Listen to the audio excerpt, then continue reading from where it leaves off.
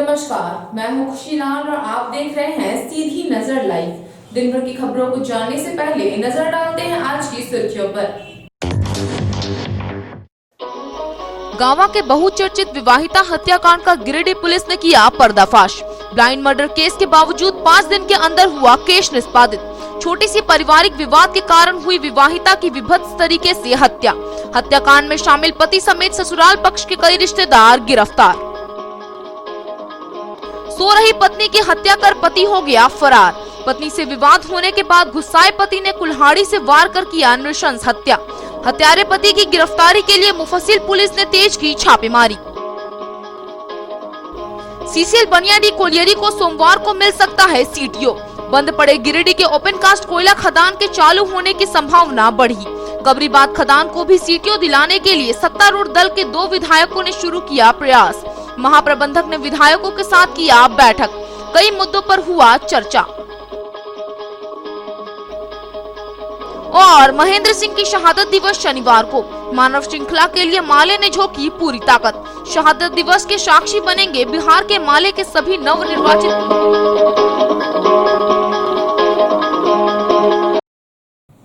अब खबरें विस्तार से। गांवा के बहुचर्चित और विभत्स तरीके से बोरे में बंद विवाहिता हत्याकांड का पूरी तरह पर्दाफाश हो गया है। गिरिडीह पुलिस ने हत्याकांड में शामिल विवाहिता के पति समेत कुल 7 हत्यारों की गिरफ्तारी कर ली है। इस नृशंस निर्मम हत्याकांड की वजह पति पत्नी का आपसी पारिवारिक विवाद सामने आया है। छोटी सी पारिवारिक विवाद के कारण मोहब्बत की इस खौफनाक साजिश में विवाहिता को उसके पति ने मौत के घाट उतार दिया। हत्यारे पति ने साक्ष्य छिपाने के उद्देश्य से शव को बोरे में बंद किया और अपने साथी सहयोगी के साथ गांव के जंगल में ठिकाना लगा दिया। गिरिडीह पुलिस ने ब्लाइंड मर्डर केस को महज 5 दिन के अंदर ही सुलझा लिया। गांवा थाना क्षेत्र के पेहराडाब पथ स्थित कर्मा घाटी के पास से बरामद एक बोरे में महिला की लाश मामले में गांवा पुलिस ने गुत्थी सुलझा ली है। अज्ञात महिला की शिनाख्त बिहार के छपरा से आए मृतका के पिता ने अपनी विवाहित बेटी ममता देवी के रूप में की थी। साथ ही तिलैया के असनाबाद में खटाल चला रहे ममता के ससुराल वालों पर हत्या कर शव फेंके जाने का आरोप लगाया था। इसके बाद पुलिस के अनुसंधान को गति मिली और गांवा पुलिस ने ममता देवी हत्याकांड की गुत्थी सुलझा ली है। इस हत्याकांड में शामिल आरोपियों को भी पुलिस ने गिरफ्तार कर लिया है। गिरफ्तार आरोपियों में विवाहिता ममता देवी के पति राजन यादव समेत ससुर मुसाफिर यादव, भैंसुर पंकज यादव, फूफा बीरालाल यादव, देवर उमा यादव और रामजी राय शामिल हैं। वहीं तिलैया के असनाबाद से गांवा के कर्मा घाटी तक जिस वाहन से शव को लाकर फेंका गया, उस वाहन को भी पुलिस ने जब्त कर लिया है। बताया जाता है कि मृतका ममता देवी की शादी मुसाफिर यादव के पुत्र राजन यादव के साथ वर्ष 2020 के फरवरी माह में हुई थी। शादी के बाद से ही पति पत्नी के बीच अच्छे संबंध नहीं रहने के कारण घरेलू विवाद को लेकर अक्सरहा लड़ाई झगड़ा होते रहता था। बीते 7 जनवरी को घर के कमरे में तिरपाल रखने के सवाल पर पति पत्नी आपस में उलझ गए।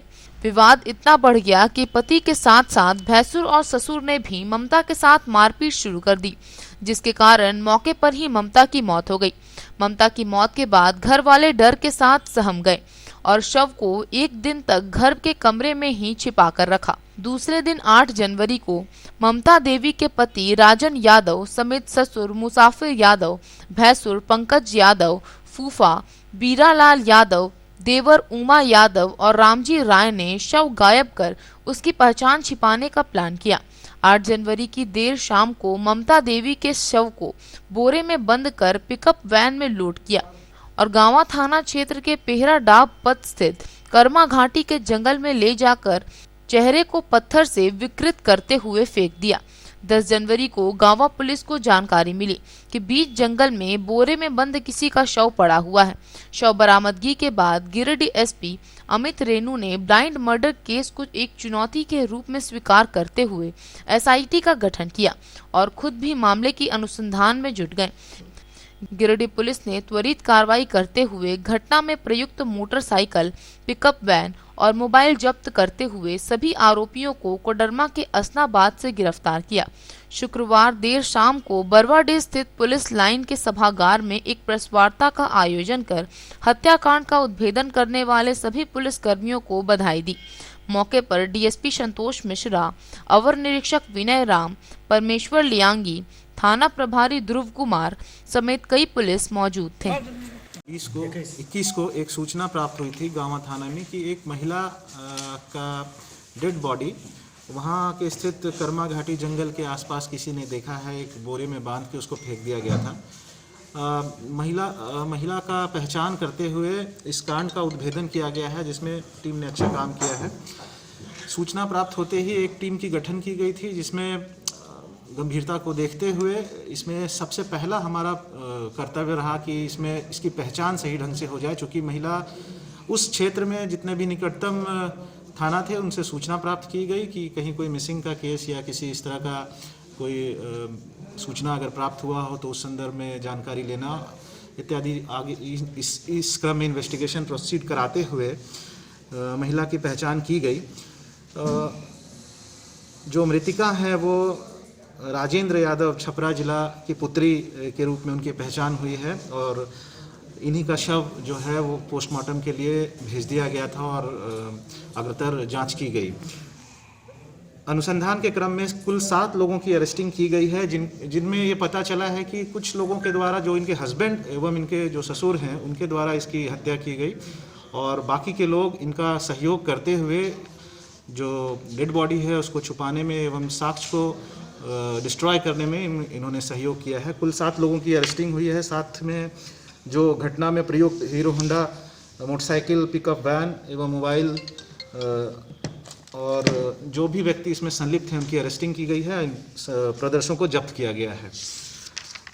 कांड में कुछ लोगों के द्वारा जो गांवा थाना से संबंधित पदाधिकारी हैं एवं वहां के जो सर्कल इंस्पेक्टर हैं, डीएसपी हैं, उनके द्वारा अच्छा काम किया गया है और ऐसे जघन्य हत्याकांड का उद्भेदन महज कुछ ही दिनों के अंदर किया गया है।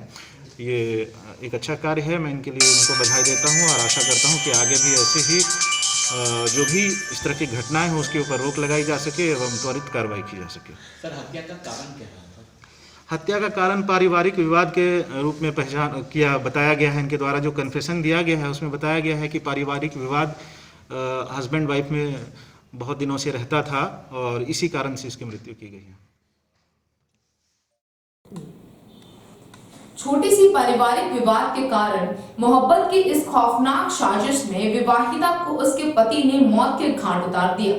हत्यारे पति ने साक्ष्य छिपाने के उद्देश्य से शव को बोरे में बंद किया और अपने साथी सहयोगी के साथ गांवा के जंगल में ठिकाना लगा दिया। गिरिडीह पुलिस ने ब्लाइंड मर्डर केस को महज 5 दिन के अंदर ही सुलझा लिया। मुफस्सिल थाना इलाके के अंबाटांड गांव में एक विवाहिता की उसके पति ने धारदार हथियार से वार कर हत्या कर दिया।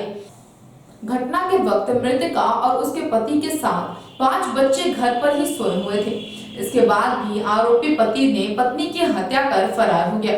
हत्यारे की गिरफ्तारी के लिए पुलिस छापेमारी कर रही है। गिरिडीह के मुफस्सिल थाना इलाके के जीतपुर पंचायत के अंबाटांड में एक महिला की हत्या धारदार हथियार से कर दी गई है। इस घटना को महिला के पति ने अंजाम दिया है, जिसके बाद पति फरार हो गया है।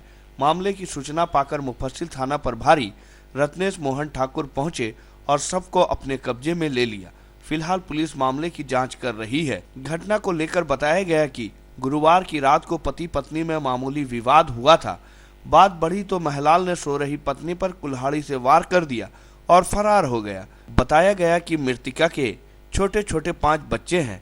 मृतका का मायके अलगुंदा बताया जा रहा है। घटना को लेकर स्थानीय प्रतिनिधि लेखो मंडल ने बताया कि शुक्रवार की सुबह उसे गांव वालों ने सूचना दी कि एक महिला की हत्या कर दी गई है। इस सूचना पर वे पहुंचे और घटना को सही पाते हुए मामले की जानकारी पुलिस को दी। इधर जांच को पहुंचे मुफस्सिल थाना प्रभारी रत्नेश मोहन ठाकुर ने बताया कि घटना काफी दुखद है। घरेलू झगड़ा में पति ने ही घटना को अंजाम दिया है। आरोपी पति की खोज की जा रही है। उन्होंने कहा कि दोनों के बीच काफी दिनों से कहा सुनी होते रहने की बात सामने आई है।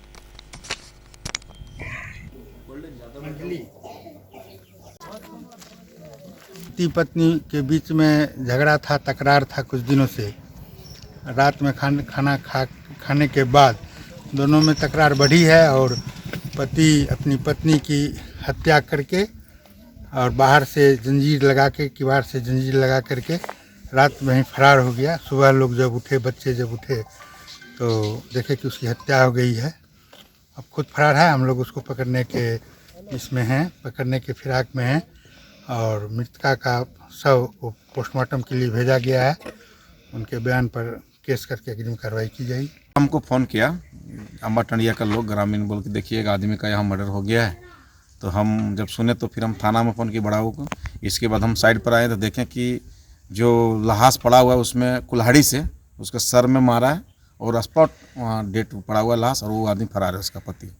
क्या नाम है पति का? पति का नाम है महालाल मारंडी है मरंडी, उसका, और पत्नी का नाम है बड़की रानी। और उस बच्चा से पूछे वो लोग तो उसका बच्चा 5 गो बच्चा है जो बगल में सोया हुआ था, लेकिन उनको पता नहीं चला कब मारा। मार करके बाहर से केवाड़ी बंद कर दिया था और वो भाग गया था, फरार था। फिर पुलिस आई तो पुलिस आने के बाद फिर पोस्टमार्टम के लिए। गिरिडीह के बंद पड़े ओपन कास्ट कोयला खदान को सीटीओ दिलाने के मुद्दे पर बनियाडीह स्थित परियोजना कार्यालय में एरिया बोर्ड के महाप्रबंधक के साथ गिरिडीह व गांडे विधायक के साथ बैठक संपन्न हुई। मौके पर सीसीएल कोलियरी मजदूर यूनियन के कई नेता मौजूद थे। कोल इंडिया लिमिटेड के अधीन गिरिडीह के बंद पड़े ओपन कास्ट कोयला खदान को सीटीओ दिलाने के मुद्दे पर शुक्रवार को बनियाडीह स्थित परियोजना कार्यालय में एरिया बोर्ड के महाप्रबंधक के साथ गिरिडीह व गांडे विधायक के साथ बैठक हुआ। करीब 1 घंटे तक चले बैठक के दौरान कई मुद्दों पर चर्चा किया गया तो गिरिडीह के दूसरे खदान कबरीबाद पर भी गंभीरता के साथ बातचीत किया गया। इस दौरान सदर विधायक सुदिव्य कुमार सोनू ने सीटीओ नहीं मिलने का सबसे बड़ा कारण सीसीएल की नाकामी और लापरवाही है। बैठक के बाद विधायक सोनू ने कहा कि राज्य पर्यावरण समिति के अधिकारी से भी बैठक के दौरान फोन पर बातचीत किया गया, जिसमें सोमवार को सीटीओ देने पर सहमति बन गई है।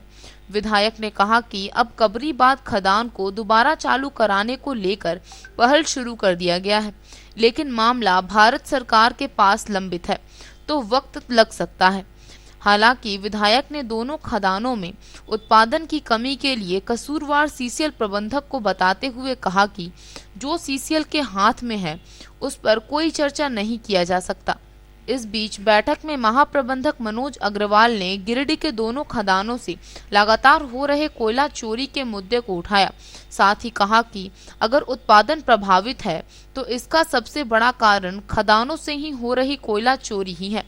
हालांकि महाप्रबंधक ने स्पष्ट कर दिया कि गिरिडीह के दोनों खदान किसी सूरत में बंद नहीं होंगे, बल्कि जिन मशीनों की जरूरत है उसे दूसरे खदानों से लाकर उत्पादन को बढ़ाया जाएगा।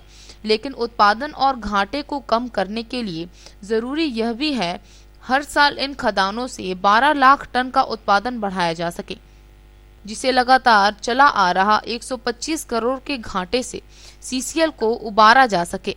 महाप्रबंधक ने बैठक के दौरान दोनों विधायकों से स्थानीय प्रशासन से सहयोग दिलाने का अपील किया कि चोरी को रोकने के लिए प्रशासन पर दबाव बनाए। बैठक के दौरान महाप्रबंधक ने माना कि सीसीएल कर्मियों के मिलीभगत के बगैर खदानों से कोयला चोरी होना संभव नहीं है। जितना कसूरवार कोयला चोर हैं, उतने ही कसूरवार कर्मचारी भी हैं। बैठक में सदर विधायक सुदिव्य कुमार सोनू ने महाप्रबंधक से सीसीएल के सीएसआर फंड पर चर्चा किया। इसके बाद जीएम ने भरोसा दिलाया कि फंड भी दिया जाएगा। विधायक ने जीएम से कहा कि सीसीएल के सीएसआर फंड को जिला प्रशासन को उपलब्ध कराने के लिए डीसी स्तर से पत्राचार कराया जाएगा। बैठक में झामुमो अध्यक्ष संजय सिंह, कोलियरी मजदूर यूनियन के नेता तेजलाल मंडल, एनपी सिंह बुल्लू, झामुमो नेता शोभा यादव, दिलीप मंडल और मुखिया हरगौरी साव समेत कई लोग मौजूद थे।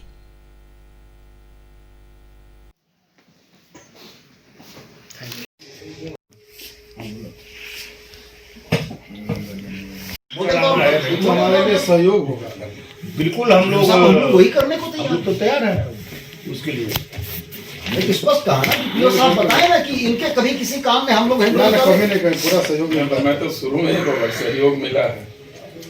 कभी ना पूछिए नहीं सर, मेरे कभी फोन आया पिछले एक आध का तो 2 खदानें हैं, ओपन कास्ट परियोजना और कबरीबाद। इन 2 के विषय में डॉक्टर सरफराज अहमद साहब के साथ हम लोगों ने आज GM, PO और CCL के तमाम पदाधिकारियों के साथ एक वार्ता की, क्योंकि हमें यह लगता है कि इनके प्रबंधकीय कौशल में कमी की वजह से कंसेंट टू ऑपरेट के मामले हों, चाहे उत्पादन की कमी के मामले हों, उससे गिरिडीह कोलियरी जूझ रही है। हम लोगों ने स्पष्ट इन्हें यह कहा कि गिरिडीह कोलियरी के स्टेक होल्डर में हम लोग भी आते हैं, हमारे साथ आप योजनाओं को साझा करें, उन योजनाओं में हमारी क्या मदद मिल सकती है, राज्य सरकार की क्या मदद मिल सकती है, वो देकर हम ये चाहते हैं कि इंडस्ट्री बढ़े और बेहतर तरीके से कार्यरत रहे। तमाम तरह की चर्चाएं हुई और उन चर्चाओं के क्रम में ये बातें निकल कर आई कि आज आउटलाइंस पर चर्चा हुई कि हम लोग किस तरीके से कबरीबाद को और ओपन कास्ट को बेहतर चला सकते हैं, कहाँ तकनीकी अड़चनें आ रही हैं जो राज्य के विषय हैं, वहाँ समाधान का प्रयास हम लोग कर सकते हैं। कबरीबाद का टर्म ऑफ रेफरेंस जो कि दिल्ली में अभी तक अप्रूव नहीं हुआ है, जिसके चलते वहाँ प्रोडक्शन बाधित है, उसमें पहल करने की आवश्यकता पड़ी। एक आउटसोर्सिंग का प्रस्ताव GM साहब के द्वारा यह बताया गया कि बोर्ड ने अप्रूव किया कबरीबाद के लिए। हमारा यह मानना है कि आउटसोर्सिंग समस्याओं का समाधान नहीं है। हम लोग CCL के उच्चाधिकारियों से मिलकर और बात करके यह चीज़ करना चाहते हैं कि आउटसोर्सिंग ना हो, डिपार्टमेंटली कोल, एक्सपोज्ड कोल का प्रोडक्शन हो, वो भी हटाने के मसले अगर आउटसोर्सिंग को दिए जाते हैं तो हमारे लिए बहुत ख़राब नहीं होंगे। लेकिन हमें ये लगता है कि डिपार्टमेंट के थ्रू अगर दोनों ही खदानें चलती हैं तो वो इंडस्ट्री के हित में, गिरिडीह कोलियरी के हित में और गिरिडीह के लोगों के हित में भी रहेगा। साथ ही हम लोगों ने उनसे यह पूछा कि कंपनी कॉर्पोरेट सोशल रिस्पॉन्सिबिलिटी के तहत गिरिडीह के इलाके में क्या खर्च करेगी, तो उनका यह कहना था कि प्रस्ताव उनको मिले। इस संबंध में हम और डॉक्टर सरफराज साहब ने यह तय किया है कि हम लोग उपायुक्त गिरिडीह के माध्यम से इस इलाके में जनोपयोगी योजनाओं का CSR का एक प्रस्ताव भिजवा देंगे और CCL से उस CSR की राशि की हम लोग डिमांड करके उसको काम में देंगे। कुल मिलाकर आने वाले दिनों में लगातार और निरंतर प्रबंधन के साथ संपर्क का आज ये पहली कड़ी थी। और तो सोनू जी ने बता दिया है, माननीय गिरिडीह विधायक, जो CTO यहाँ का है ओपन कास्ट का, उसकी भी चर्चा हुई है और हमको लगता है कि सोमवार तक वो आ जाएगा।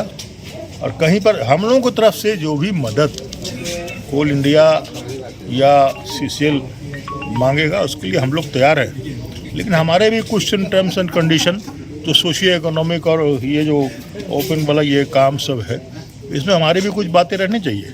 इसलिए मैंने हम लोगों ने खुल के ये बात की है कि अगर आपने कुछ दिमाग योजना बना लिया, प्लान किया, आप उससे डिबेट नहीं करेंगे, हटेंगे नहीं, तो फिर इस मीटिंग का कोई औचित्य नहीं है। लेकिन जब टेबल पे बैठ रहे हैं, जितनी जिम्मेदारी आप समझते हैं इस कोलियरी को चलाने की, एरिया को चलाने के लिए, प्रोजेक्ट को, उतनी रिस्पॉन्सिबिलिटी हमारी भी है। और आपका आज है, आप कल चले जाइएगा, लेकिन हम लोग को तो यहीं रहना है, यहीं के लोगों के साथ रहना है, यहीं के मजदूर के साथ रहना है। हमें उनकी भी कठिनाइयों को देखना होगा। जो आप हमसे मदद लेना चाहते हैं वो उसके लिए हम तैयार हैं, लेकिन आपको हमें भी इस कोलियरी को चलाने में मदद करनी होगी। भारत सरकार ने अगर मन बनाया हुआ है कि इसको बंद करना है तो हम कुछ नहीं बोल सकेंगे, क्योंकि माननीय 2 सांसद यहाँ के हैं, उनका भी एरिया पड़ता है, जिम्मेदारी उनकी ही बनती है, उनके भी मजदूर हैं, उनके भी लोग हैं कि वो इस बात को भारत सरकार के अधीन, भारत सरकार के सामने रखें। और हम लोग भी देख रहे हैं कि वो लोग कितनी जिम्मेदारियों के साथ इसको बंद कर। मैंने कहा कि बैठक हुई, साथ में अन्य भी हमारे यूनियन के पदाधिकारीगण थे। आश्वासन मतलब क्या, हम लोग मिलजुल करके ओपन कास्ट का CTO, ओपन कास्ट माइन का अधिक उत्पादन, कम लागत में अधिक उत्पादन, और जो कबरीबाद से हमारा CTO नहीं मिला है उसमें उन्होंने बताया कि दिल्ली तक हम आपका मदद करेंगे, कैसे CTO जल्दी से मिले। साथ ही चूँकि कबरीबाद माइन एक आउटसोर्सिंग मोड में अप्रूव्ड माइन है, वहाँ के मैन और मशीनरी को कैसे हम दूसरे जगह गिरिडीह ले जा कर के उत्पादन अधिक बढ़ाएंगे, जिससे कि हमारे कर्मचारियों का भी भविष्य अंधकार में न हो और हम पर जो एक अधिकतम नुकसान का जो एक धब्बा लगा रहता है इस क्षेत्र पर, उसको हम लोग कम करके कम लागत में अधिक उत्पादन कैसे करेंगे, इस दिशा में हमने मिलजुल कर आपस में अग्निशमन व्यवस्था को लेकर खोरी महुआ एसडीएम और फायर ब्रिगेड के अधिकारियों ने शुक्रवार को गावा सामुदायिक स्वास्थ्य केंद्र का निरीक्षण किया। इस दौरान अधिकारियों ने अग्निशमन यंत्रों की कमी होने पर चिंता जाहिर की और जल्द ही इसे दूर करने का निर्देश दिया गया। गांवा सामुदायिक स्वास्थ्य केंद्र का खोरी महुआ एसडीएम धीरेन्द्र कुमार सिंह व अग्निशमन विभाग के अधिकारियों द्वारा औचक निरीक्षण किया गया, जिसमें मुख्य रूप से अस्पताल भवन व उसमें बने मुख्य कमरों में लगाए गए अग्निशमन यंत्रों की स्थिति का जायजा लिया गया। साथ ही और भी मुख्य जगहों का चयन किया गया, जिससे आपातकाल की स्थिति में बचाव हो सके। बताया जाता है कि अस्पताल भवन में कुल मिलाकर मात्र 3 अग्निशमन यंत्र पहले से मौजूद था, जिसमें एक की स्थिति दुरुस्त थी और नए जगहों को चयनित करते हुए नए 7 अग्निशमन यंत्रों को लगाने व पुराने 3 अग्निशमन यंत्रों को दुरुस्त करने की बात कही गई है, जिसमें labour room, operation theatre, vaccine storage room, lab, dressing room, solar installation room, meeting hall, medical store, male ward व फीमेल वार्ड शामिल हैं।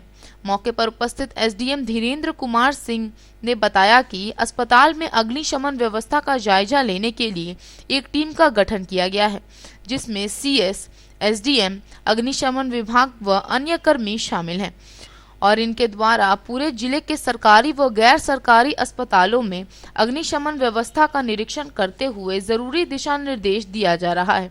इसके साथ ही उन्होंने कहा कि अग्निशमन यंत्रों की पूर्ति होने के बाद अग्निशमन विभाग द्वारा उन्हें इसके प्रयोग को लेकर प्रशिक्षण भी दिया जाएगा, जिससे आपातकाल की स्थिति में आग पर काबू किया जा सके और लोगों व सामानों को बचाया जा सके।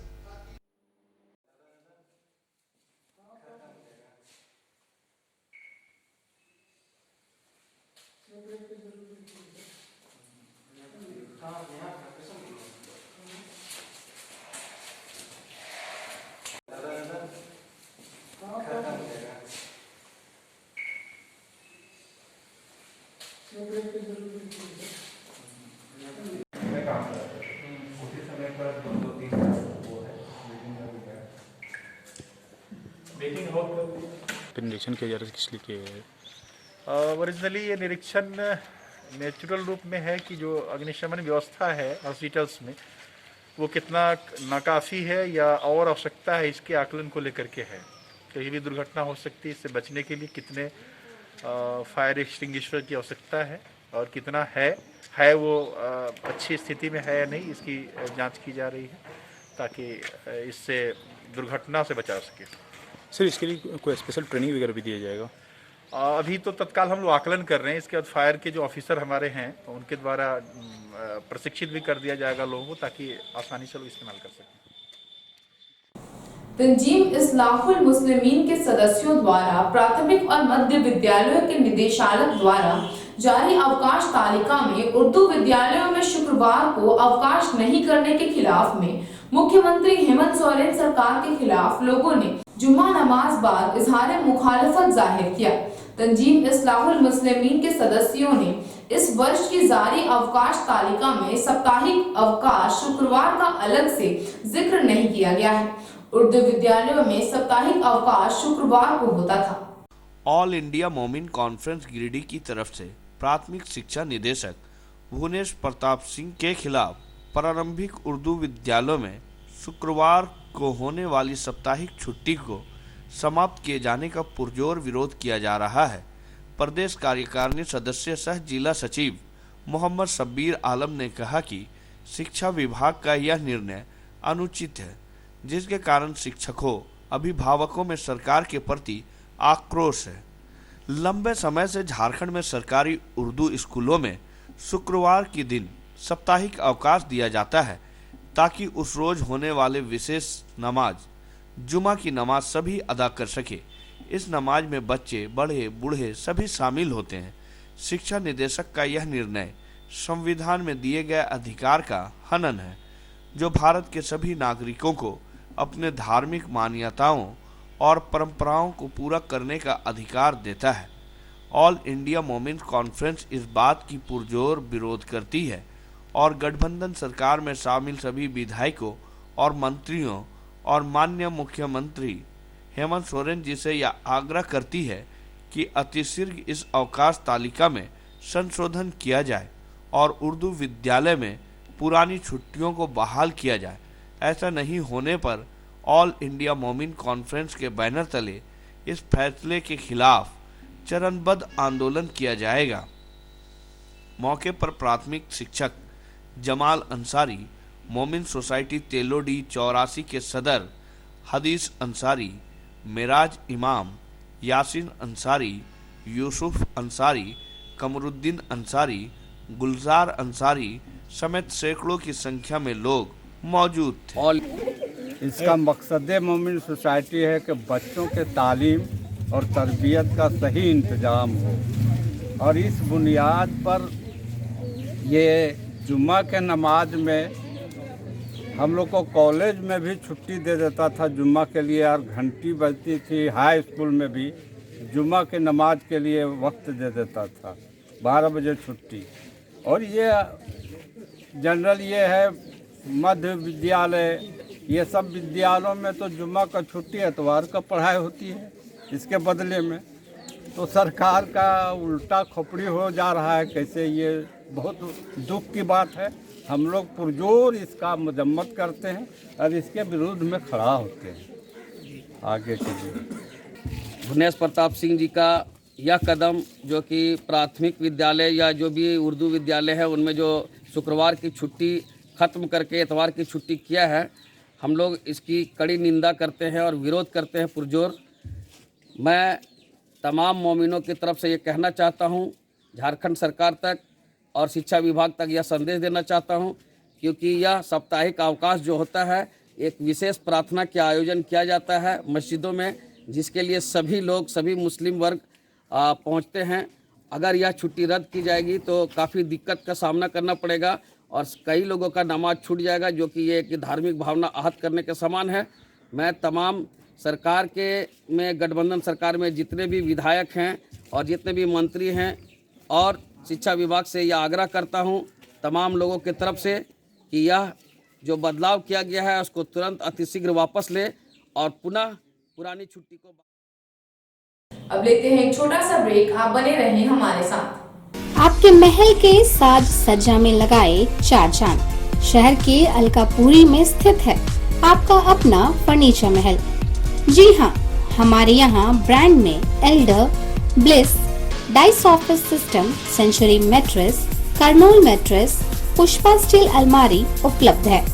इसके साथ ही कुशल कारीगरों द्वारा फुल सागवान का सोफा, डाइनिंग सेट, बेड, दीवान इत्यादि भी उपलब्ध है। वहीं आपके घर के इंटीरियर डिजाइन के लिए बंगाल एवं अन्य जगहों के बड़े कारीगर भी मौजूद हैं, जो कि bedroom, dining hall, modular kitchen, modular office, fall ceiling, wallpaper, POP का काम करेंगे शानदार। तो अपने महल को सजाने के लिए आज ही पहुँचे furniture Mahal, Alkapuri Chowk, Giridih. Mobile number 7739577150 8340262551।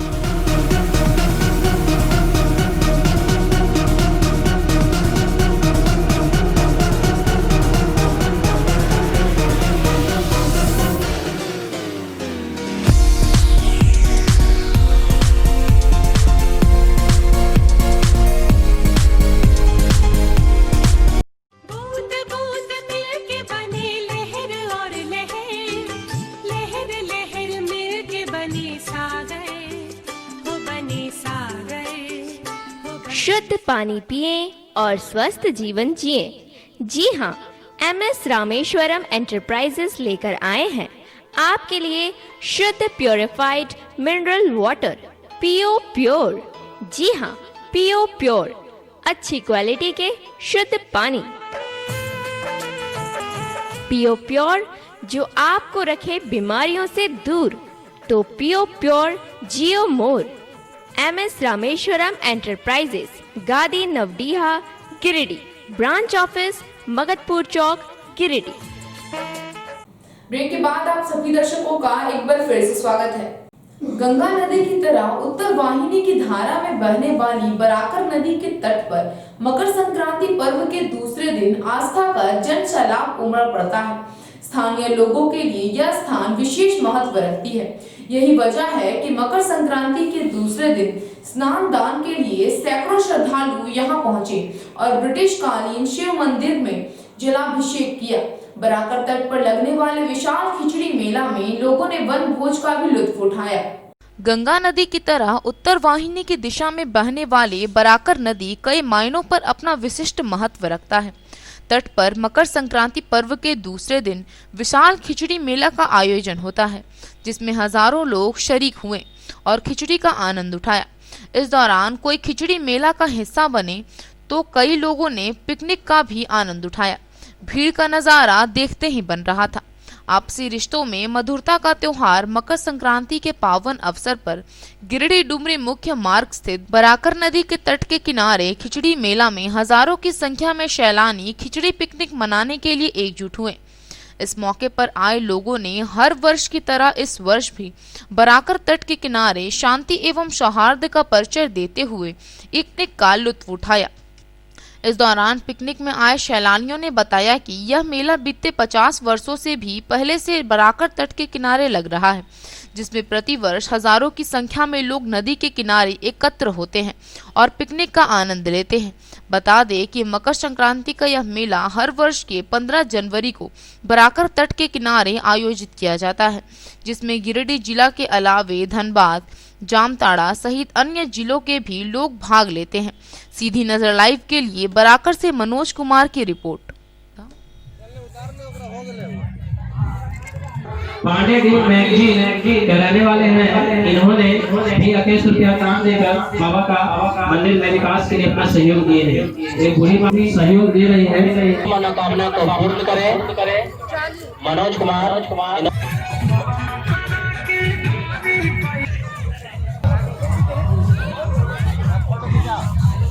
इस साल भी मेला का आयोजन किया गया है और सभी लोग जो यहाँ पे पिकनिक मना रहे हैं। यहाँ पर हमारे इस मेला में पुलिस प्रशासन और मंदिर प्रशासन दोनों मिलकर यहाँ पर और विकास में सहयोग करें।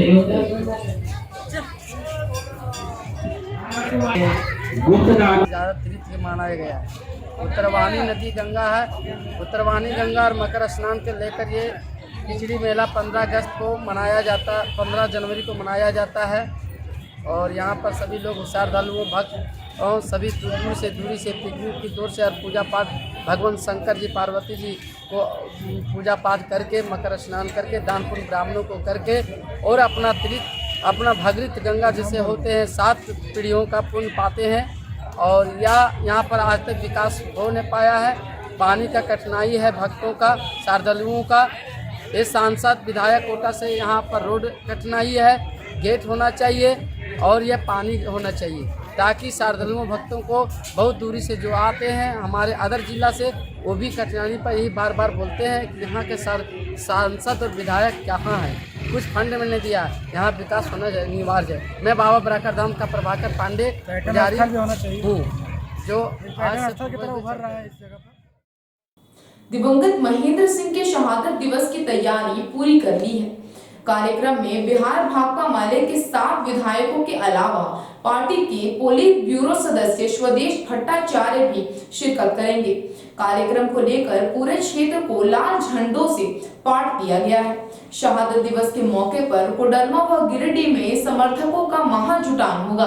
पार्टी ने 50 किलोमीटर लंबी मानव श्रृंखला बनाने का फैसला किया है। कोडरमा जिले को फोकस कर रणनीति बनाई गई है। शहादत दिवस के दिन झारखंड के 6 विधानसभा क्षेत्रों में मानव श्रृंखला बनाई जाएगी। बिहार में माले के सभी नवनिर्वाचित विधायक 2-2 की संख्या में गांडी, जमुआ, राजधनवार, कोडरमा, गिरिडीह व भरकट्टा विधानसभा क्षेत्र में इस श्रृंखला में शामिल होंगे। गिरिडीह जिले में भाकपा माले ने इस बार महेंद्र सिंह के शहादत दिवस पर काले कृषि कानूनों के खिलाफ जन अभियान चलाते हुए मानव श्रृंखला का आयोजन करने का निर्णय लिया है, जिसे जोरदार और ऐतिहासिक बनाने के लिए बगोदर से पार्टी विधायक विनोद सिंह पूर्व विधायक राजकुमार यादव समेत बिहार से नवनिर्वाचित भाकपा माले के 8 विधायक भी मोर्चा संभाले हुए हैं। बिहार से भाकपा माले के 8 विधायक comrade Arun Singh, comrade Virendra Gupta, comrade Gopal Ravidas, comrade Manoj Manzil, वरिष्ठ विधायक comrade Sudama Prasad, comrade Rambali Prasad, comrade Mahanand शरीक होंगे। निरसा धनबाद के पूर्व विधायक कॉमरेड अरूप चटर्जी भी इस कार्यक्रम में हिस्सा लेंगे। इसे लेकर स्थानीय न्याय परिषदन भवन में शुक्रवार को पत्रकार वार्ता को संबोधित करते हुए बगोदर विधायक विनोद सिंह और घोसी बिहार के विधायक रामबली सिंह यादव ने कहा कि कोरोना काल ने यह साबित किया कि देश का सरकारी सिस्टम और कृषि ही आम जनता को संकट से उबारने का मजबूत साधन है, लेकिन मोदी सरकार यह सब कुछ पूंजीपतियों के हवाले कर देना चाहती है। कोरोना के सबसे गंभीर दौर में मोदी सरकार ने संसद का विशेष सत्र बुलाकर अंबानी अडानी को फायदा पहुंचाने की नीयत से कृषि कानून को पास कर दिया और अब जबकि कोरोना ढलान पर और काले कृषि कानूनों के खिलाफ किसान आंदोलन उफान पर है, तो केंद्र सरकार कोरोना का ही बहाना बनाकर संसद सत्र स्थगित कर रही है। सरकार किसान कानूनों के मुद्दे पर बहस से भाग रही है। उन्होंने कहा कि महेंद्र सिंह जन राजनीतिक और तत्कालिक जन सवालों पर राजनीति के प्रतीक रहे हैं, इसलिए इस बार महेंद्र सिंह की शहादत दिवस को किसान आंदोलन से जोड़कर मनाने का लक्ष्य लिया गया है। कहा कि करीब 150 किलोमीटर दूरी तक मानव श्रृंखला बनाई जाएगी। वहीं घोसी विधायक रामबली सिंह यादव ने कहा कि महेंद्र सिंह शहादत दिवस हमेशा से ऐतिहासिक रहा है, क्योंकि महेंद्र सिंह अविभाजित बिहार के सर्वमान्य नेता थे। खेत खलिहानों में उनके संघर्ष की यादें आज भी ताजा हैं। विधायक श्री यादव ने कहा कि केंद्र सरकार ने किसान कानूनों के मामले में सुप्रीम कोर्ट को भी बरगलाने का काम किया है।